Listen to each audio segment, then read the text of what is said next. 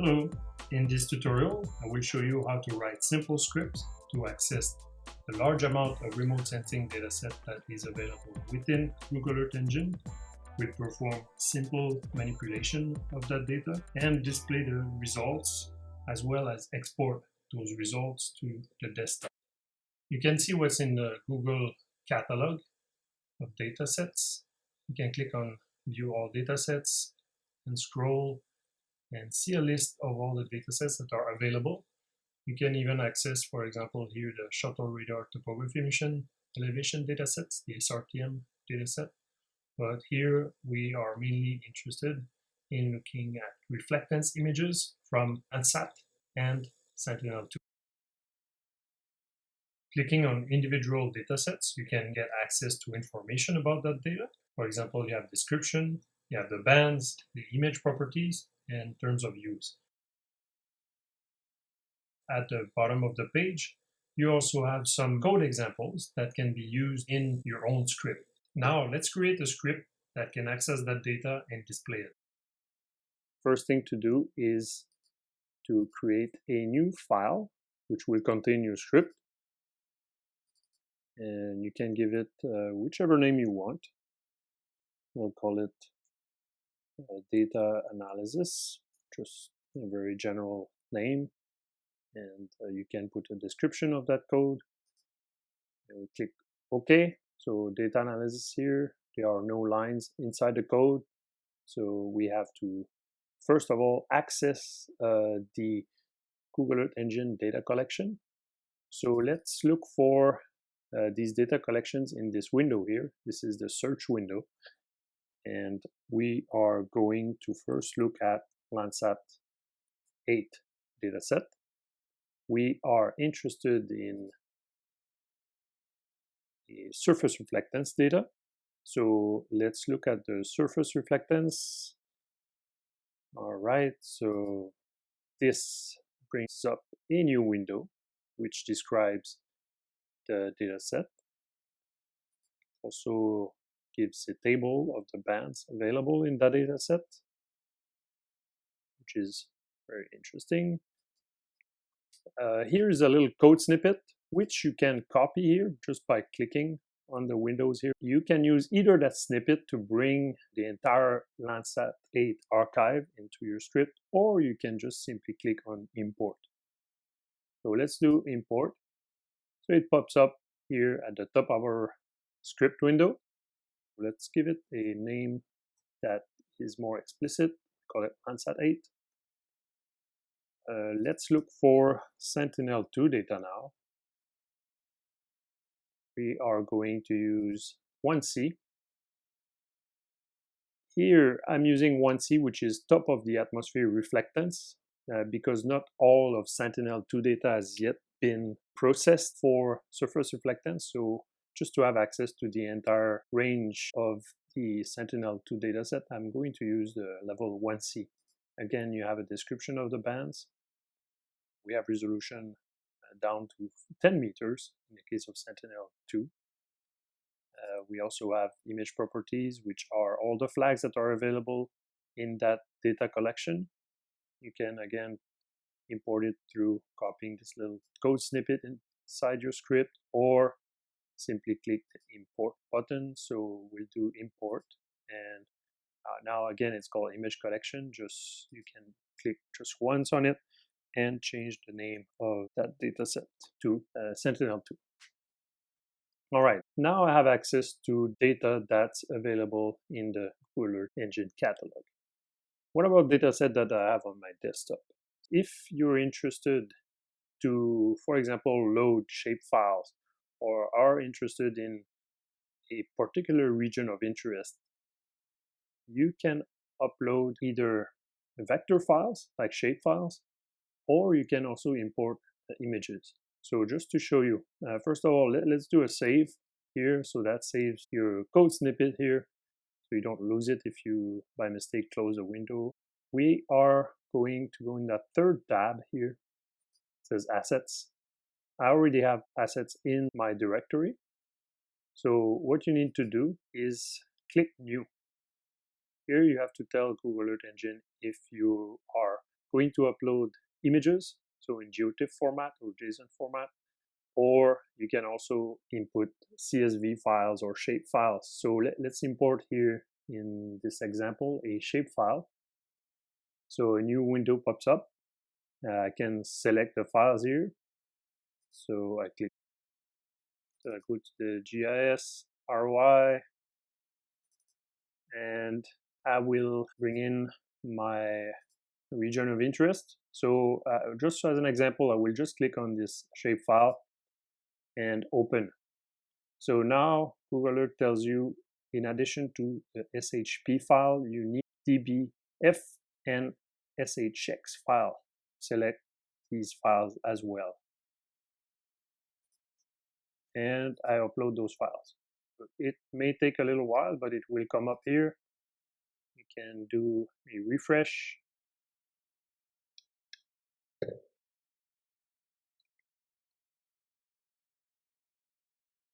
Et voila.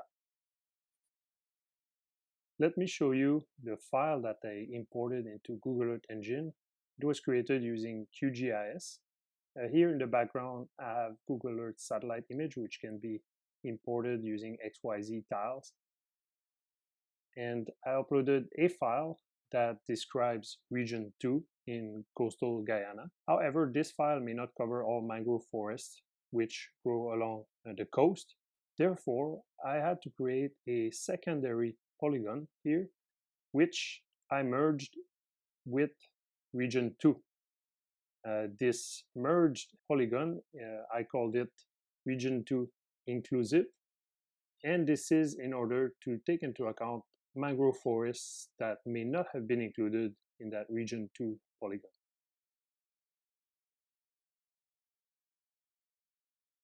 We have access to 3 datasets, 2 of which are from the Google Earth Engine data collections.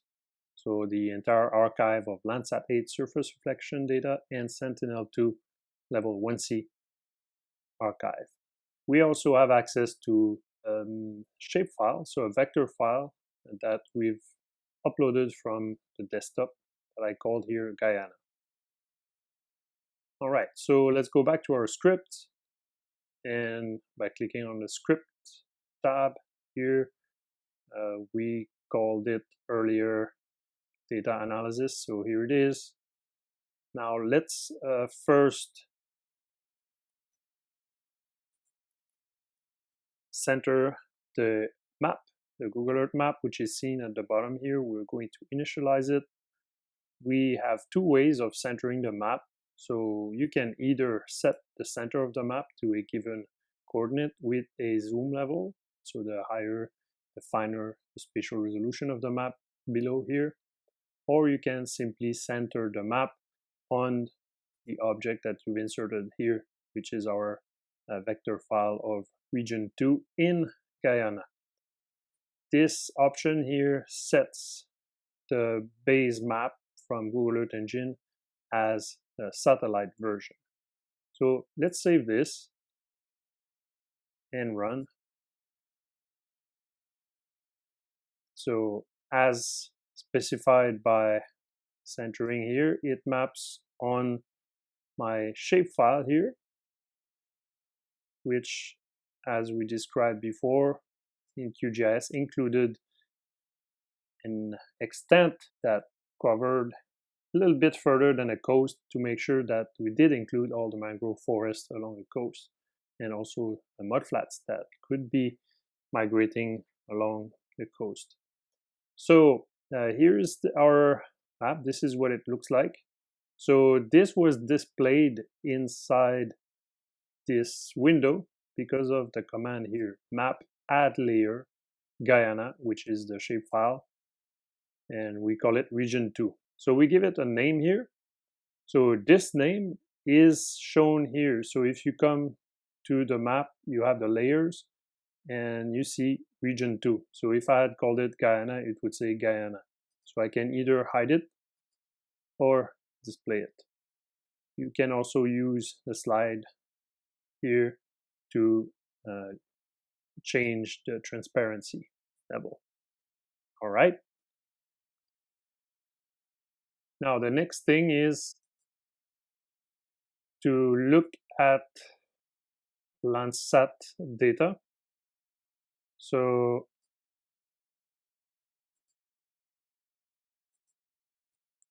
we bring in, so I just put a comment here just saying that we're looking at the Landsat 8 data. And this is the collection, so I define a variable which I call Landsat Guyana. And this is from the Landsat 8, which is my Landsat data collection, so the entire archive.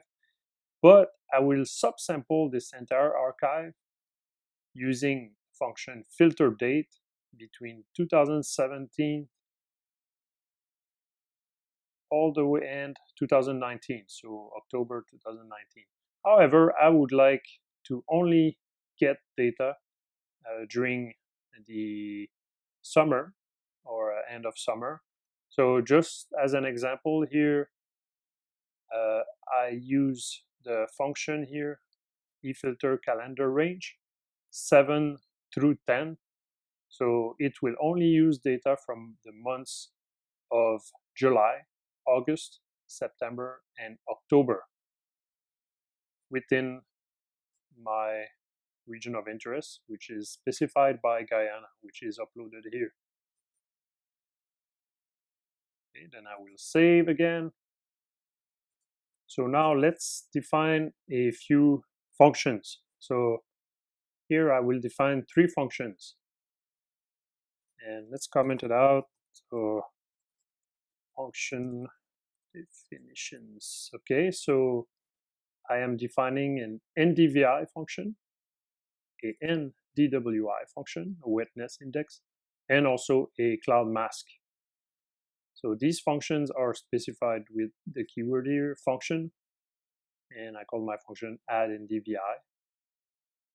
And what this will do is compute NDVI through the normalized difference, which is a function that's already defined in Google Earth Engine between B5 and B4, and I will rename that file as NDVI and add that band to this new variable, which I called image underscore NDVI.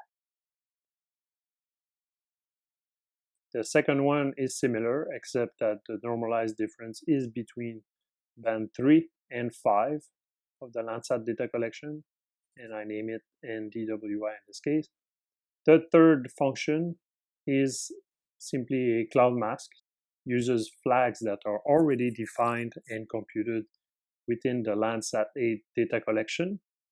We are simply specifying that the flag should be equal to 0 for both cloud shadow and the cloud themselves. So we're looking for only images that have clear sky. So now let's use those functions. Let's start right after our cloud mask by defining a new variable that we'll call L8 Guyana underscore NDVI. So this is defined here through this function. So Landsat Guyana, if you remember, was defined here as a collection that only included data from 2017 and 2019 for the months of July through October. So all those images are included in, I called here, the Landsat Guyana collection. So from that Landsat Guyana collection, I will compute NDVI indices and only get the pixels without clouds, so clear sky images. And if you remember that function here, add NDVI. So image here is my Landsat collection from these 3 years of Landsat July through October datasets. And what I'm returning is this function here, so the NDVI band. Okay, so this is my my set of NDVI bands from that data collection for all clear sky pixels. And we do the same for NDWI, which is the window. And we do the same for the L8 Guyana underscore NDWI. And we do the same here for the normalized difference wetness index. And we put it into this variable here. Here we define a set of parameters that will be used to display our results. So we go from -0.3 to 1. That's because NDVI varies between -1 and 1. So we find that this is sufficient to display our image here at the bottom. It doesn't. These next two lines explicitly includes a function that returns the NDVI and NDWI collections clipped to the Guyana region of interest. So prior to that, the NDVI maps were composed of all the images that touched the region of interest. Now we're clipping the NDVI images to the Guyana vector file, to the polygon.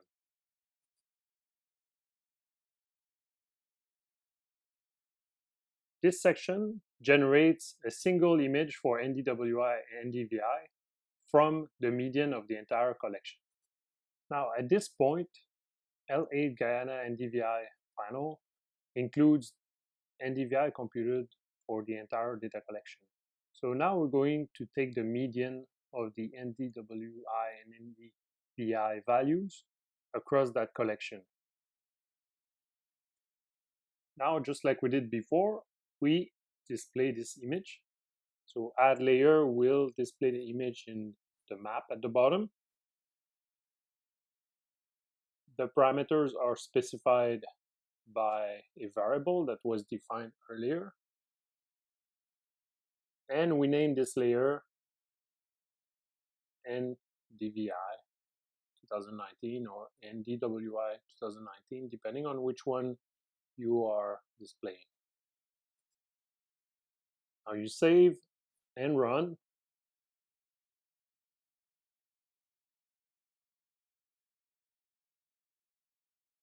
Again, it will show a region of interest in addition to the NDVI layer that we just created.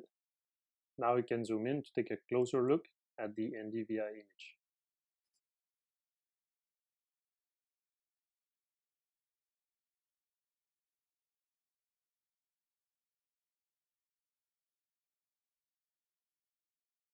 So now let's look at what we can do with Sentinel-2 data.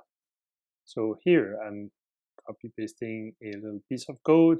We'll call this section here Sentinel-2. And similar to Landsat 8 data, we'll do selection of data from Sentinel-2. This time, let's just look at data acquired between August and September 2019. Again, within our region of interest. But since we're only looking at 1 year here, it may not be necessary to look at only the months of between July and October, so we'll just delete that. Okay, so now Sentinel Guyana only has data from August 1st through September 15, 2019, and data that intersected our region of interest. Again, here we define a few functions. So we look for cloud-free images. Again, we have a function that computes NDVI from the Sentinel-2 images, as well as a normalized difference wetness index. Here we'll do something a little bit different just to add complexity. So let's compute the enhanced vegetation index, and we define a function that returns the value of this expression here, which is a little bit more complex. So this function is computed from the near-infrared band, red band, and the blue band. But here you have to define what those bands are, NIR, red. So we say NIR is equal to B8, red is B4, and blue is B2. And those bands are explicitly defined within the Sentinel-2 data collection, so you don't have to define B8. So here we compute a function, so enhanced vegetation index, which is a little bit more complex than implementing the NDVI and NDWI indexes. So EVI is defined by this function, so which uses the near-infrared band, the red band, and the blue band. So for this purpose, so we enter the formula here and give it the variable names NIR, red, and blue, and we define what those variables are. So NIR is band 8 within the Sentinel-2 data collection, and red is band 4 and blue is band 2. So these are being defined here and used within this function to return an image of enhanced vegetation index, EVI. Now we call these functions here. So we have add NDVI, add NDWI, and we also have the EVI function. So we use the Sentinel Guyana dataset defined earlier. So again, we take the median and clip to the region of interest. In addition, here we generate another image, which is only the near-infrared image. So this is done by selecting band 8. So we take the collection here, the subsample of the collection, which is from 2019, and only select band 8, from which we take the median and crop to Guyana. Again, we define some visualization parameters. So the values, for example, of NDVI, again, starts from -1 to 1. And we use these parameters in the add layer function. Now let's call this NDVI 2019, so Sentinel-2 NDVI. Click save, then run again.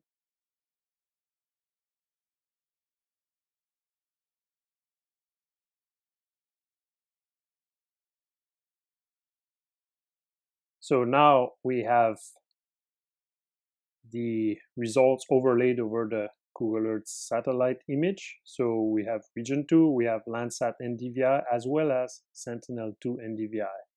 So if you zoom in the results here, we'll remove the shapefile. This is Landsat 8 NDVI and Sentinel-2 NDVI, which is clearly much cloudier than its Landsat 8 counterpart. So if you were to look at, say, the mangrove forest in this area here, you can turn off these images. So I recommend you using this slider rule here. It is faster than clicking on and off than each of the items. You can see the difference between these two images.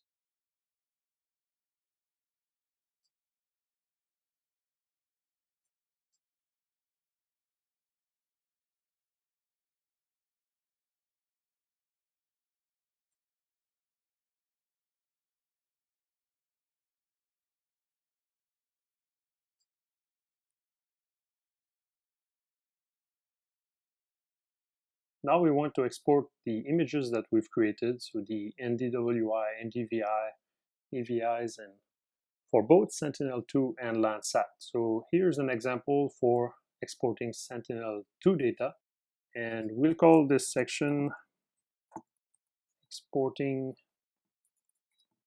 data to Google Drive. So the important part here is this little function, which has the to drive.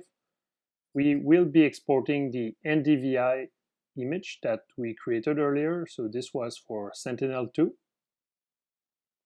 We'll give a description here, Sentinel-2 NDVI for August 2019, and this will only be the name for a task that will come out on your window here on the right. The region again is Guyana, which is defined by the region 2 polygon that we inserted in our script. The output file format will be in GeoTIFF, and the scale is set to S2 out res, which is a variable that I defined here at the top of the script. So it's equal to 10 meters. For L8 res, it's 30 meters. So I like to put these variables here at the top in case I use these repeatedly within the code, ensuring that it is consistent throughout your code. So this last part here, max pixels, if you don't specify this value, your image may be too large for your Google Drive. So you may want to try it out, see if your Google Drive can take the data that you export to it. Otherwise, you will get an error message like this one here, for example. So you see the error message here. It says that it's too large and the max was set by default to 100 million. So I specified it to a little bit bigger than my file size here, which I could find out from that error. So now I'm just going to save this and run again. And now it appears in my tasks window. I will run the NDVI again, give it a different name, call it final, although it may not be the final one. I put it in my GE folder, which I have previously created within my Google Drive, and I run. This may take a few minutes. And you can go and see in your Google Drive if the image has already showed up. Once the image has showed up, you can simply download it to your desktop.